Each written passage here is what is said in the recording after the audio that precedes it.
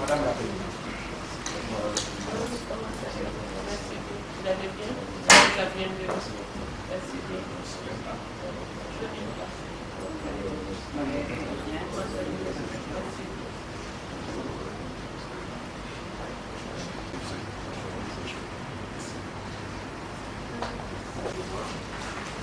Nous avons souhaité cette réforme, je dirais, centrale dans la gestion du processus de transition. Je suis venu là avec mon collègue Peter Sampson, qui est spécialiste en matière de médiation dans le bureau de Saïd Djinnit à Dakar. Saïd Djinnit, que vous connaissez très bien, qui est le représentant secrétaire général en Afrique de l'Ouest. Donc la deuxième raison pour laquelle nous sommes venus, c'est pour voir un peu les priorités que vous comptez dérouler au cours des prochains mois et aussi voir les attentes que vous avez d'une façon générale par rapport à la communauté internationale, mais plus spécifiquement par rapport aux PNUD et aux Nations Unies, pour voir comment nous pouvons travailler ensemble pour vous accompagner afin que vous puissiez remplir vos missions de la façon la plus efficace possible. Voici les raisons pour nous permettre. Nous vous souhaitons la bienvenue. Merci du déplacement, merci des félicitations. Nous sommes convaincus que vous avez la volonté vraiment de nous accompagner. Le fait de venir vers nous encore nous réconforte plus d'un titre. J'avoue que c'est une tâche difficile. Et nous soyons là pour savoir qu'il y a du travail vraiment à faire. Comme vous le savez, nous avons dû aussi, j'attire votre attention, élargir les membres du CNT parce que tout simplement la clé de répartition de Ouaga n'avait pas pris en compte certains acteurs qui devraient être dans le CNT. Si je prends l'exemple toujours des magistrats, de la presse, des médecins et tant d'autres. Et puisque nous avons aussi dans la lettre de mission la démarche pour la réconciliation nationale, on s'est dit que ce n'était pas le moment d'approfondir les frustrations. Donc faire appel à tous les acteurs qui étaient concernés par, vous savez, il y avait eu un premier accord qui avait été signé, qui était de 163 membres, mais on s'est dit, et les gens étaient déjà désignés. On a pensé que pour renforcer cette capacité, de faire appel à tous les acteurs pour d'une pierre deux coups. Donc aujourd'hui, nous avons vraiment besoin d'être au même niveau d'information, parce que tous les membres du CNT ne viennent pas des mêmes horizons. Nous venons des horizons divers, donc ça peut poser énormément de problèmes au départ là, si nous n'avons pas le même niveau de compréhension. Donc si par exemple on avait un expert pour nous situer, pour nous expliquer, pour nous remettre sur les rails, pour mieux comprendre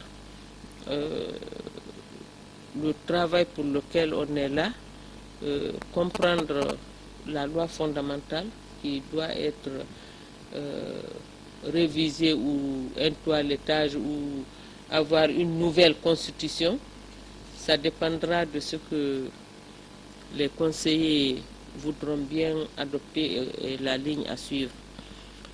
Donc nous aurons besoin d'un consultant auprès du Conseil. Tout cela pour renforcer la capacité des membres. Nous aurons besoin de former aussi les membres, certains membres, et pouvoir aussi obtenir l'expérience de certains pays voisins qui ont déjà réussi dans ce genre de transition, parce que ça peut nous faire avancer et nous permettre d'économiser du temps et ne pas répéter les mêmes fautes ou les mêmes erreurs. Nous aurons besoin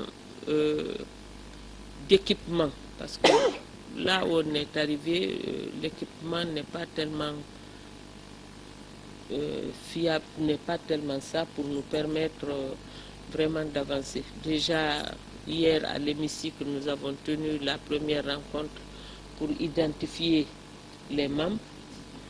Bon, ça pose un nombre de problèmes parce que l'hémicycle il est jusqu'au 3e étage, la salle n'est pas climatisée, il n'y a pas d'ascenseur, donc ça pose énormément de problèmes à telle enseigne qu'aujourd'hui nous allons nous retrouver ici.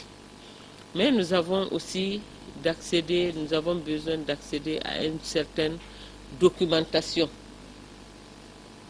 des documents qui pourront aider les différentes commissions de travail que nous allons mettre en place aujourd'hui pour que les commissions commencent à travailler, qu'on puisse faire un plan d'action pour le CNT, mais au niveau de chaque commission aussi, qu'il y ait un plan d'action pour aller au plus vite.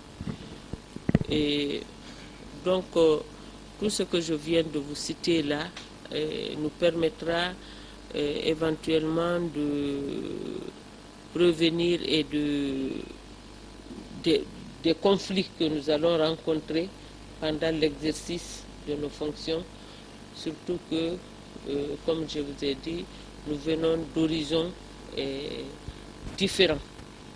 Donc, à ce niveau, ce renforcement est indispensable pour nous. Avoir ce genre de consultants, avoir l'équipement nécessaire, les fournitures, et pour nous permettre de poser vraiment une structure viable et améliorer vraiment les conditions de travail. Parce que le temps est très court.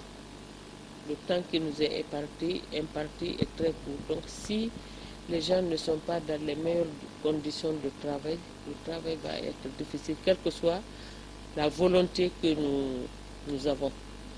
Donc pour le moment, on travaille selon ce qu'on peut faire pour faire avancer les choses. Tout n'est pas encore parfait. Nous sommes en train de voir, nous verrons aujourd'hui, cet après-midi, avec les conseillers, pour leur faire des propositions. Tout autre appui de votre part, le CNT, pour nous permettre de pouvoir avancer. Vous voyez, on s'excuse d'abord de vous recevoir dans le salon. Les locaux ne sont pas encore équipés, les bureaux, il manque beaucoup de choses. Donc, si le nombre est grand, nous allons à l'hémicycle. Les délégués, avant, c'était à la Bourse du Travail. Et petit à petit, nous avons des locaux ici. Nous avons la presse qui est là. Jour en jour de tout ce que le CNT fait pour que nous puissions évoluer ensemble, donc rendre compte régulièrement.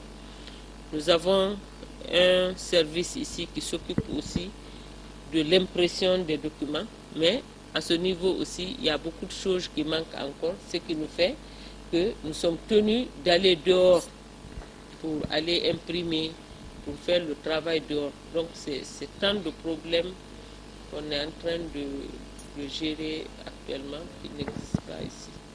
Donc c'est ce qui nous rend la tâche plus difficile.